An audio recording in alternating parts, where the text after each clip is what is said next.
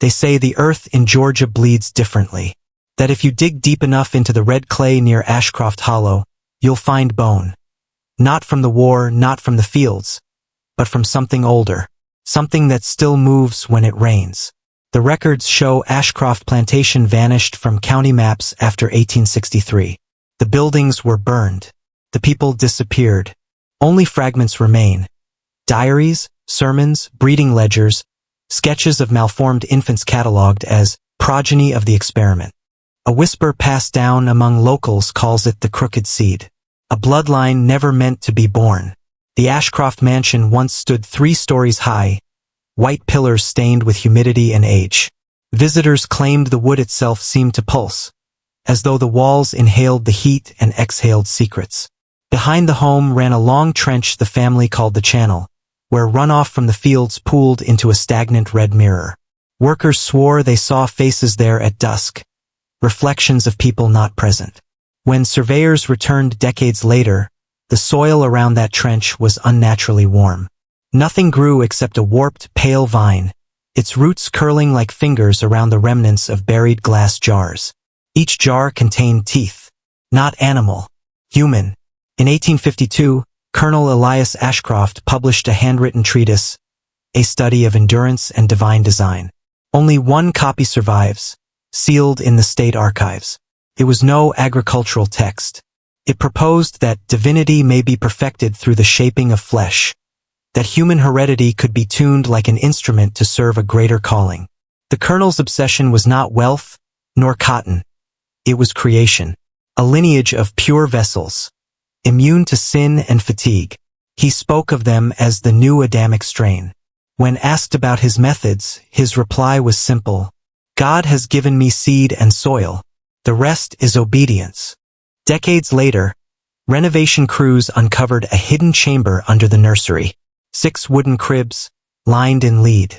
On each, a small brass plate engraved with a single word, patience, virtue, silence. Inside, there were no remains, only impressions in the wood, as though something small had pressed upward for years, desperate to escape. Locals recall that the colonel's 3 daughters never left the estate grounds. They appeared pale, quiet, often barefoot, eyes fixed somewhere just behind the horizon. By 1860, all 3 were listed as missing, though no search was ever recorded. The town's church, St. Oriel's, kept immaculate records until 1859, when the pages turned frantic. Sermons shifted from salvation to sacrifice, from purity to blood. One entry, scrawled by a trembling hand, the Ashcrofts bring us their offerings, not of coin, but of clay and breath. They say the seed must be sown in silence, that God speaks through deformity. By spring, the parish congregation had dwindled to none. The minister vanished. His robes were found at the Ashcroft Channel, stiff with salt and soil.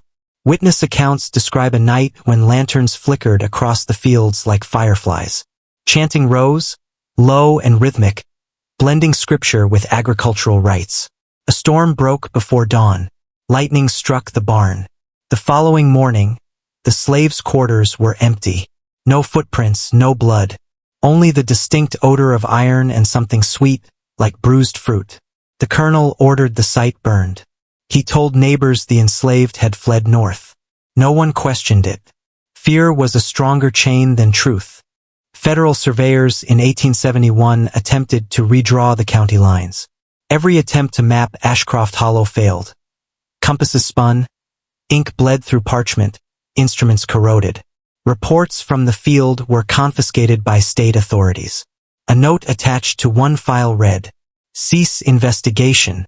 The family's holdings have been absorbed under ecclesiastical trust." The area vanished from records once more. Even the railroads curved around it, as though repelled. In 1894, a schoolteacher in Macon discovered a sealed trunk marked E.A. Inside were children's drawings, bodies without faces, fields growing from veins instead of roots.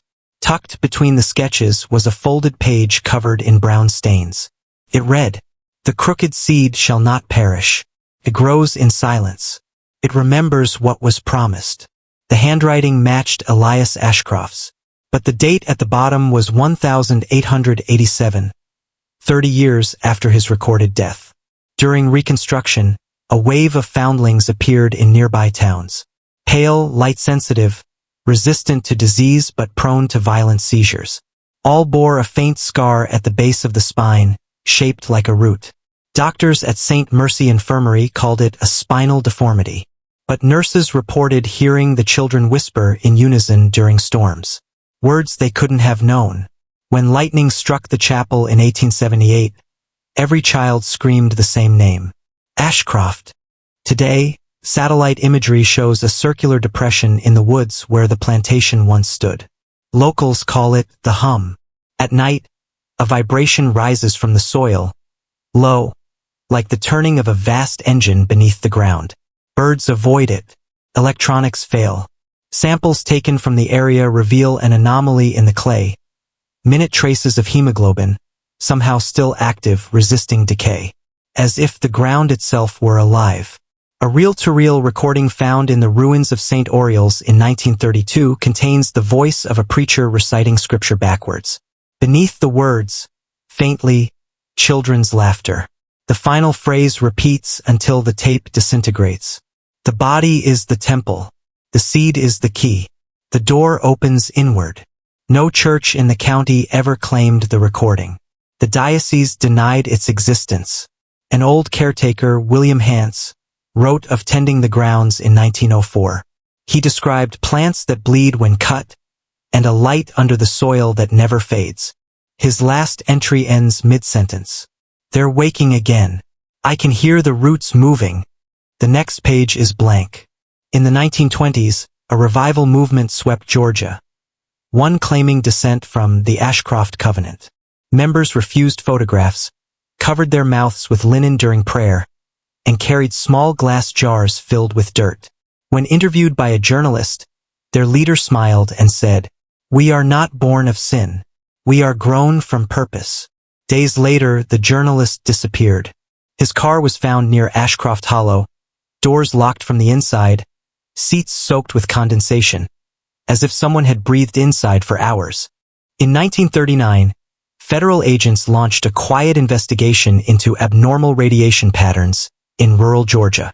They found nothing except traces of human DNA in groundwater samples 2 miles from the site. All reports were classified under agricultural contamination, case 27A. The file remains sealed. Modern researchers claim the entire Ashcroft tract was built atop an indigenous burial ground. Specifically, a circle of mounds aligned with the solstices. But excavation attempts failed. Tools corroded overnight. Cameras malfunctioned. One witness swore he saw something pale writhing beneath the dirt, shaped like a child reaching upward. A single surviving image, dated 1861, shows the Ashcroft daughters standing in front of the house. Their faces are blurred, as if vibrating. Behind them, faint silhouettes of others, half seen, doubled, wrong. Experts say it's a long exposure. Locals call it the family portrait of the undying seed. In 1952, a family living miles from the ruins reported a newborn with a rare mutation. Translucent veins under the skin, glowing faintly in darkness. Doctors dismissed it as a vascular anomaly. Yet the child's blood type matched none in medical literature. His surname? Ashcroft. Modern-day paranormal investigators avoid Ashcroft Hollow. Those who venture in describe disorientation, auditory hallucinations, and the sensation of roots beneath the feet. Recordings capture a steady rhythm under the ground, pulse-like, human. No one stays past midnight. The soil hums louder then, as though answering an unspoken prayer. Declassified medical data reveals a small cluster of families in Georgia carrying a unique mitochondrial sequence labeled E-root. It appears resistant to disease and to death itself. Attempts to trace ancestry hit an administrative wall. The names vanish around 1852. Some claim they never died. They were buried standing, waiting for the call of the soil. We spend our lives pretending that blood is heritage, that lineage is divine. But in Georgia, the soil disagrees. It remembers what we bury, and it grows it back. Different. The Ashcrofts sought perfection. What they made was hunger. Even now, in the rain-soaked fields of the forgotten South, roots shift underfoot. And when the thunder rolls, the ground answers, calling its children home.